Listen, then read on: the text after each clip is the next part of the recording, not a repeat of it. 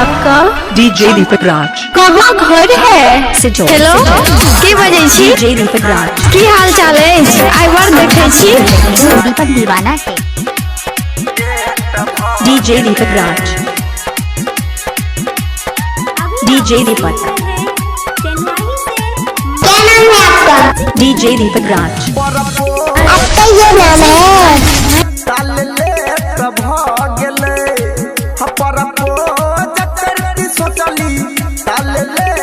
Mix by DJ Deepak Raj.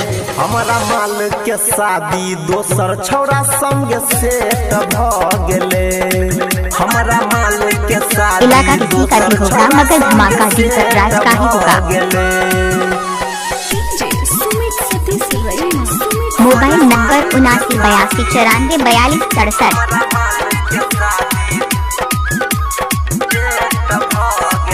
DJ दीपक।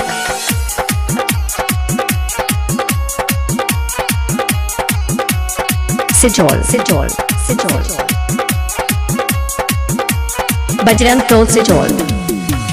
सपना में हमारा रोजे आबै छल कर छल परेशान हो। क्या नाम है आपका? शादी के डीजे दीपक। सुनते हो भैया आपका ये नाम है? सजान हो। सपना में हमारा रोजे आबै छल मिक्स बाय डीजे दीपक राज। परेशान हो। कहियो नहीं ओकरा बगलिए कनी सटे कब भ गेले हो। सुन घर कहाँ है? सिजोल सिजोल सिजोल। हमारा माल के शादी दोसर छौरा संग से। आप अभी सुन रहे हैं सिंगर दीपक यादव। हमारा माल के शादी दोसर छौरा संग से। क्या नाम है आपका? डीजे दीपक। आपका ये नाम है?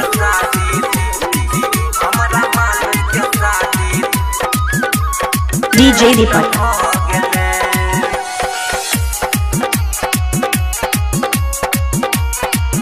Mobile number 7982944267। शादी करके ऊ ससुर हाथ आप अभी सुन रहे हैं दीपक दीवाना से। हमारा नसीब में छेलो ने भैया हाथ। क्या नाम है आपका?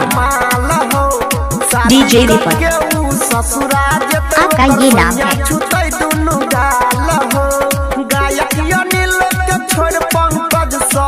इलाका किसी का भी होगा मगर धमाका दीपक राज का ही होगा। Mobile number 7982944267। के शादी दोसर छौरा संग सेट भ गेले।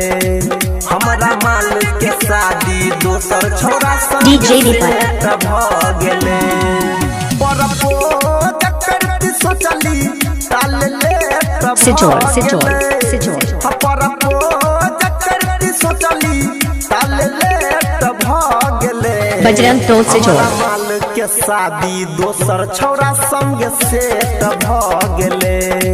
हमारा माल के शादी मिक्स बाय डीजे दीपक राज। संग सेट भ गेले।